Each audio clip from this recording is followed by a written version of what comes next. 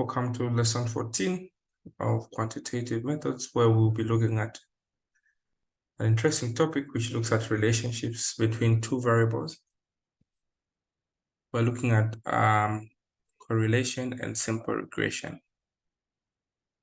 Correlation and simple regression. So this topic basically will influence your behavior on assuming the effect that one variable may have on the other. So we're going to learn how to forecast. This topic is found in three major courses: managerial economics. We're going to look at forecasting, those that are doing POM, and forecasting techniques, the first topic, and also quantitative methods in regression analysis. And so when we're dealing with regression, we're looking at relationships. Now, I'm going to illustrate relationships in 5 different ways. So relationships can come in a positive way, but strong when the dots are close to each other. It can also be positive but weak if the dots are further away from each other. So there are 2 things that I've already mentioned here. Number 1, the direction, the positive direction. So what helps us measure the direction is called the R. R stands for the coefficient of correlation. It tells you whether it's a positive relationship or a negative relationship.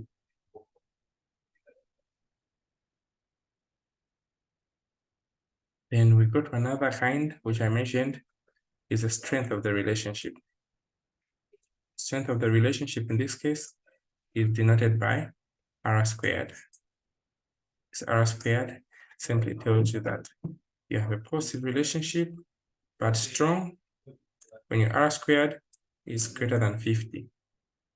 It is a strong relationship. When your R squared is less than 50, it is a weak relationship. So R squared stands for the coefficient of correlation.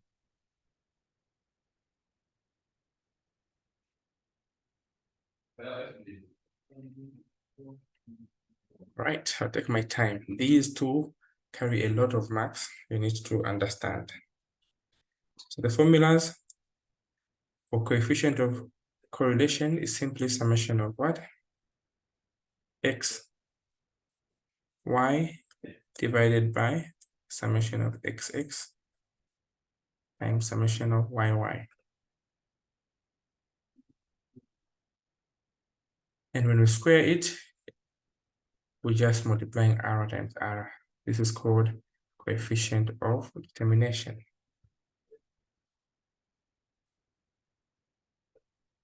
Now, what is it? SXX, SYY. So XXX is simply the variation in X, which is simply given by summation of X squared minus the summation of X to the power 2 over N. Then YY, this is summation of Y squared over summation of Y to the power 2 over N. Then XY, summation of XY is simply summation of X, Y, summation of X, and summation of Y. So you need to harness these formulas at your fingertips. So what did I say? R stands for the coefficient of correlation. It can either be a positive relationship or a negative relationship. So a positive relationship is upsloping. A negative relationship is downsloping. So a downsloping relationship can either be positive, can either be strong or weak. So how do you know that this relationship is what? Strong when your R squared is more than 50%. So this is a negative relationship, but strong because our R squared is greater than 50. This is a negative relationship, but weak because your R squared is what? Less than 50. Conversely, we have a positive relationship here, but strong. Positive relationship here, but weak. So far, are we together?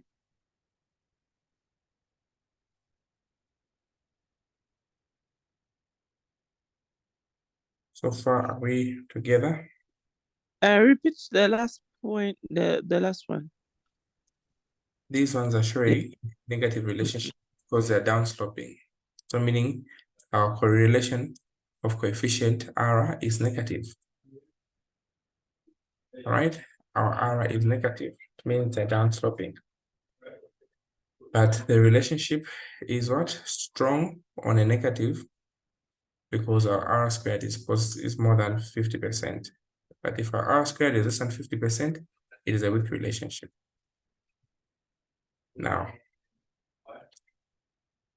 coefficient of correlation is very important because it will help you determine to what extent one variable affects the other. For instance, you are into advertisement and sales.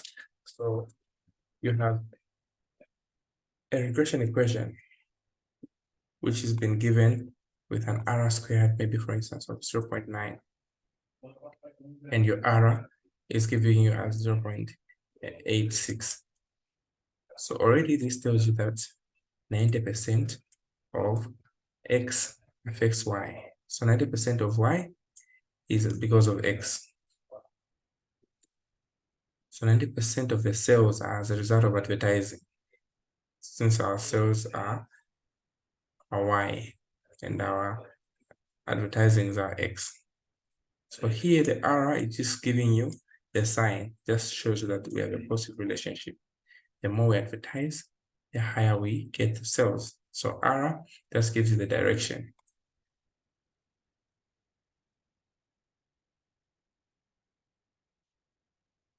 So regression is used for 5 key reasons. Number 1, to show you what? Direction. Number 2, to show you what? The strength. Number 3, our R is very important because it will do what? It will predict the future. The prediction equation sometimes, so it's given by y is equal to a plus bx.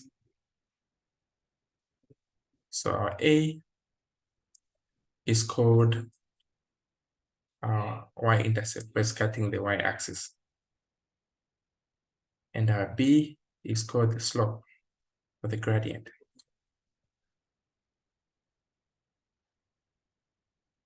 So this is called the regression equation. So this regression equation is very important because it is used to predict. Excuse me? Yes, a question? Yeah. I just want, sorry to take you a little bit back. I just want to repeat on the direction, strength, and prediction. What shows that? You mentioned the R. Yes, the R stands for what? Coefficient of Correlation. correlation. What is the purpose? To show you that, show you direction, whether it's a positive or negative. Oh, okay. And R squared is coefficient of what? Correlation, of determination. It shows you what? Strength. Right? Are we together? Yeah. So I will Maybe now, you share the workings afterwards. yes, I'll share the workings. So Okay. I just want us to move step by step so that we know what is happening. Okay. All right. Now, let's move a little further. So we're told that the regression equation is given by y is equal to a plus bx. What did I say the b was? Slope. What did I say the a was? Y-intercept. So each of these ones are formulas. The b is given by what? Summation of what? xy over summation of what? xx. What is our a? It's given by summation of y over n plus the b summation of x over n. All right, so Let's now go to an example.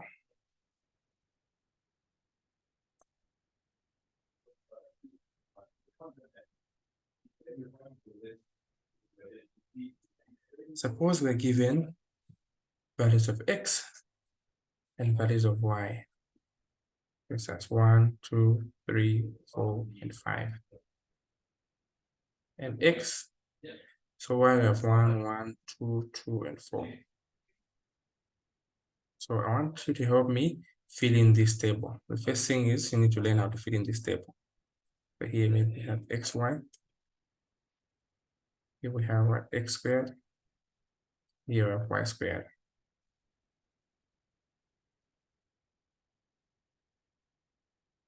So let's get in the totals now.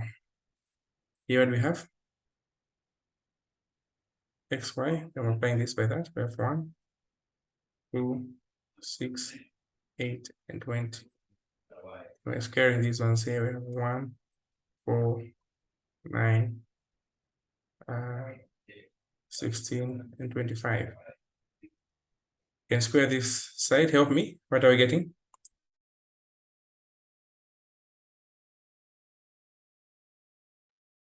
It's 1, 1, 4, 4, 4, 4. and 16. Then give me the totals.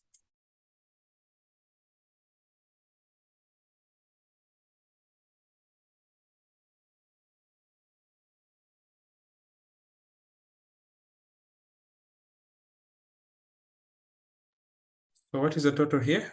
Summation of x.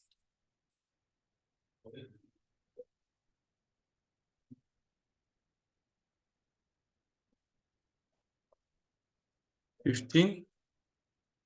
Then here, 8, 10, 8, 10. Then here, 20, 30, 37. Then here, 25, 50, 55. Then here, 20, 25, 26. Right, and our n, 1, 2, 3, 4, 5. Our n is 5. How to get us so far on the totals? Yes, we are. So let's start with the sum of squares.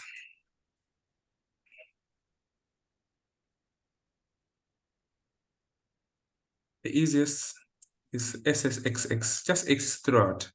Sum of square XX. Who remembers the formula?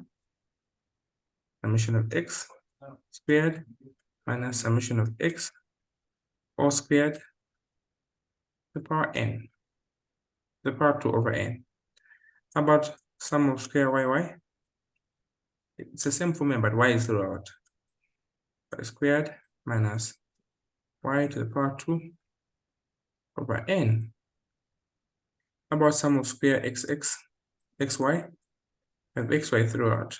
Summation of xy here, individual x's and individual y over what? Over n. So help me substitute here. Who wants to try? So what is summation of x squared?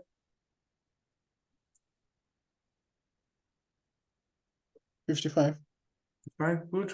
Minus summation of x is what? 15 to the power 2 over what? 5. So what do we get? 55 minus what? 45. Which will give us what? 10. So this is the sum of square xx. The sum of square yy? 26 minus what? 10 to the power 2 over 5 is 26 minus 20. So what is the sum of square yy? 6. All right. Okay, let's go to xy. Sum of square xy is what? That's 7 minus what? 15 times 10 over what? 5. 5. So when you evaluate that, we're going to have what? 7 minus what? This and there, 3. 3 times 10 is 30. So what do we get? So these are just preliminary calculations. We have 7. All right. So our x was what? Our y was what? Our y was what? 7. So we have what? X minus 7. Then 6. Then 10. So 10, 6, 7. All right. 10, 6, 7. All right. So this one will help us calculate our b. Who remembers the formula for b? B is what? Summation of xy over summation of xx. So 7 over 10. 0 point what? 0.7. Who remembers the formula for r?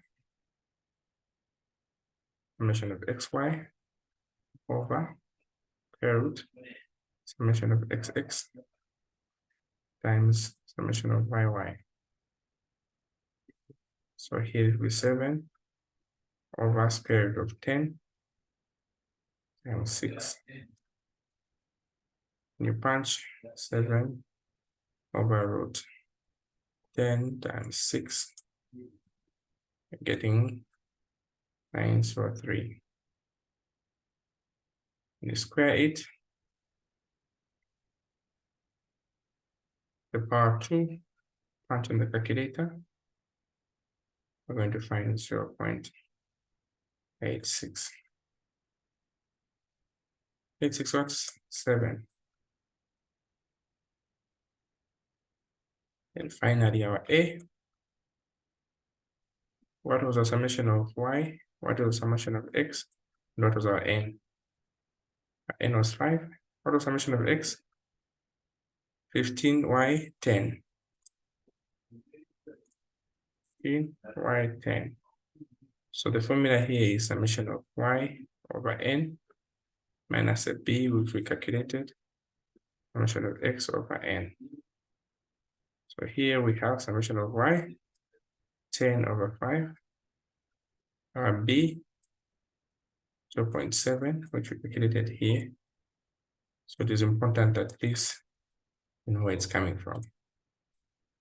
And here we have what? Summation of x is 15 over 5. So 5 into 10, it is 2. And 15 divided by 5 is 3. So in this case, we're going to have 2 minus 2.1, which is 0.1 negative. Now, why I love this is after you found this preliminary, you now start answering the questions because this is your guide. The question will ask you, part A, find the regression equation.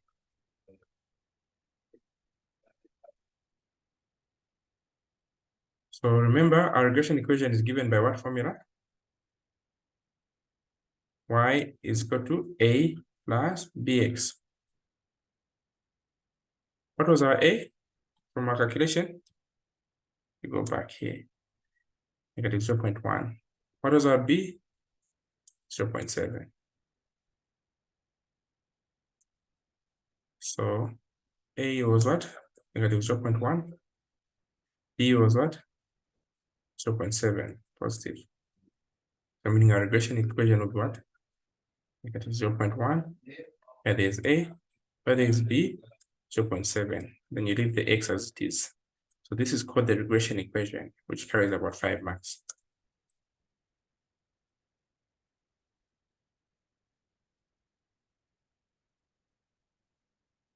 But B, the examiner will ask you to predict what? Predict Y if X is what? 10. So that's why we call this a predictor. So just substitute where there's x, we'll put what? A 10. So I'm going to put a 10 where there's x here. So in this case, we're going to have negative 0.1 plus 7. Both final answer will be 6.9. So we've predicted. So this is very important because sometimes you want to know if it's a relationship between sales, for instance, and advertising. So they say if I put in a 10 million, how much am I going to get? 6.9 million. If it's, for instance, it's helpful to predict if the person is maybe 10 years old, what is expected BP? It's a prediction equation. Are we following so far? Are we together? This We is are together. all right. Then thirdly, they'll ask you, find the coefficient of correlation. Find coefficient of correlation and determination. Determination and interpret. And interpret. So already, since we found our R, what did we find? 0.903. What does this mean? X and Y are positively related. Remember, it gives you a direction. Our R squared, just squaring this answer, 0.903 to the power 2.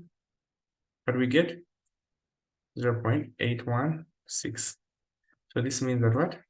81.6% of the variation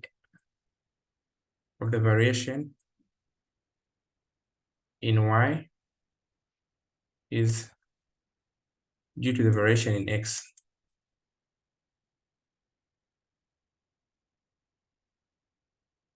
For a layman, just say 81.6% of Y is because of X. That's all.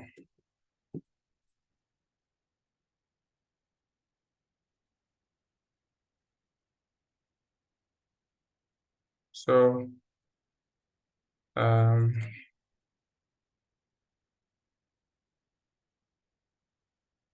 we together?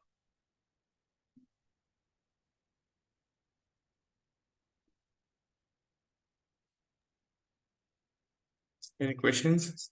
Maybe just repeat on the interpretation, the last part on the variations. So the interpretation of the coefficient of correlation, just check on the sign.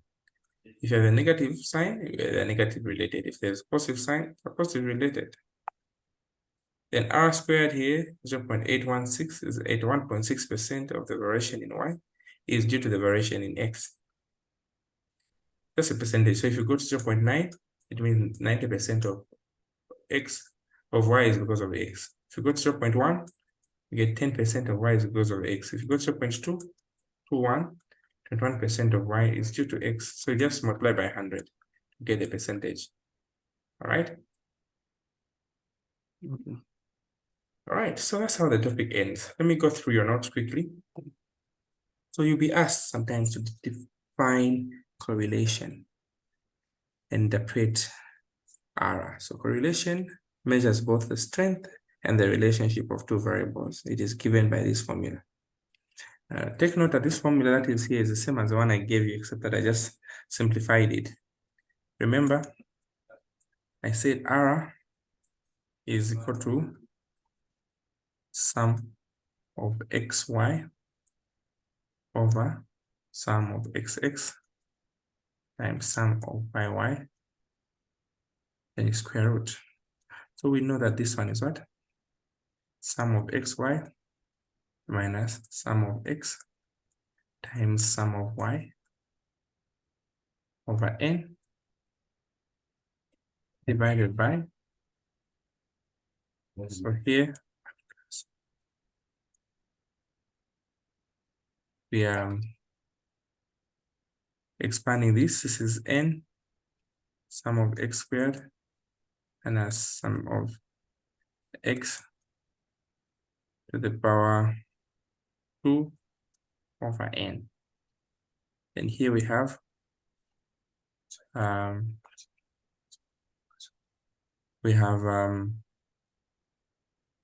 summation, the variation in y, which is summation of what? X. I hope you remember the formulas. Summation of y squared over summation of y to the power 2 over what? N. Okay.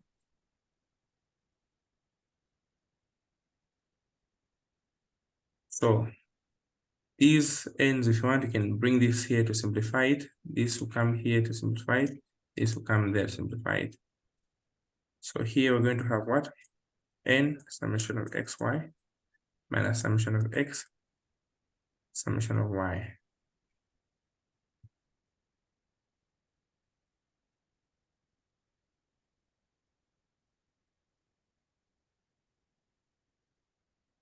Then we're going to have what? N summation of x squared minus summation of x to the power 2 times n summation of y squared minus summation of y to the power 2. It's the same thing ultimately. So this is what you are seeing here, what they are using here. So don't get confused. So this is on top is the variation in xx, xy, then here summation of variation is xx and yy.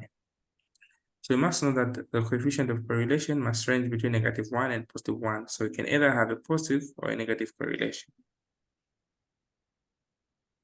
So in this scenario, if the correlation R is negative, it means that the two variables are inversely related. So for instance, the age of a car and its price. The more the age, the lower the price. The inversely, whilst one is going up, the other one is decreasing. So we call that an inverse relationship. So inverse relationship is typified by downsloping. Positive relationship, upsloping.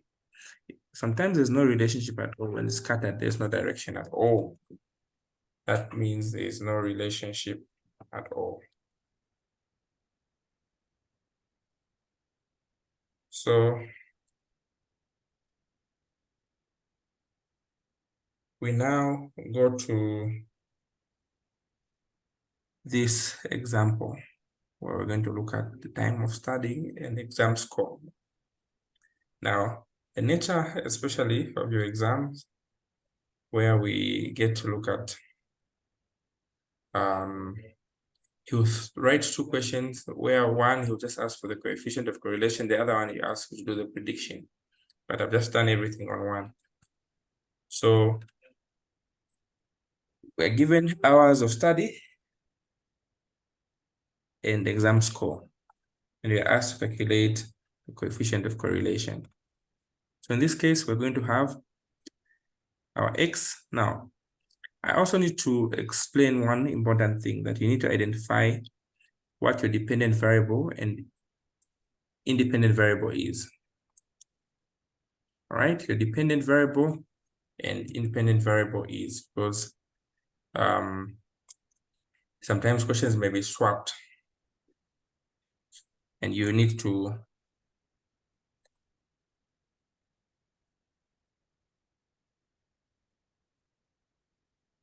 determine which one is the independent variable and which one is the dependent variable. So when you're dealing with independent variable, basically we are looking at the variable that can be manipulated by the researcher.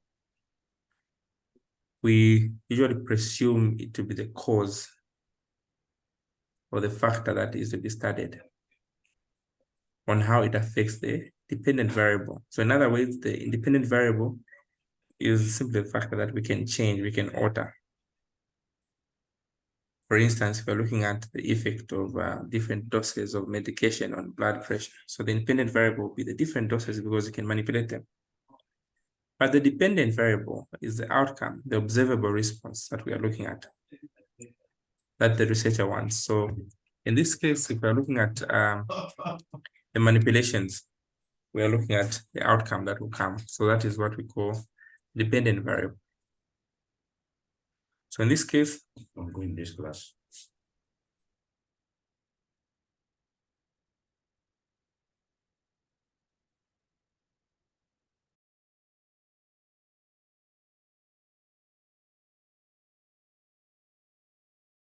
So in this case, I want you to help me identify which one is the dependent variable and which one is the independent variable.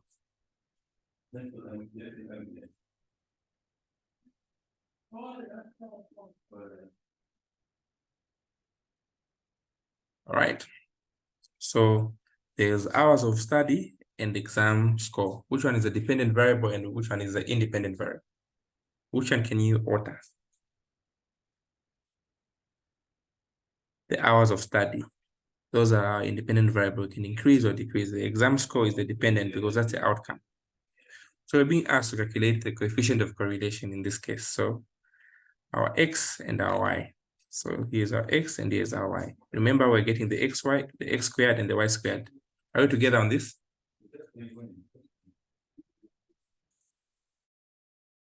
Yes, we are. So identify our, how do we find the R? So look at what has been done there carefully.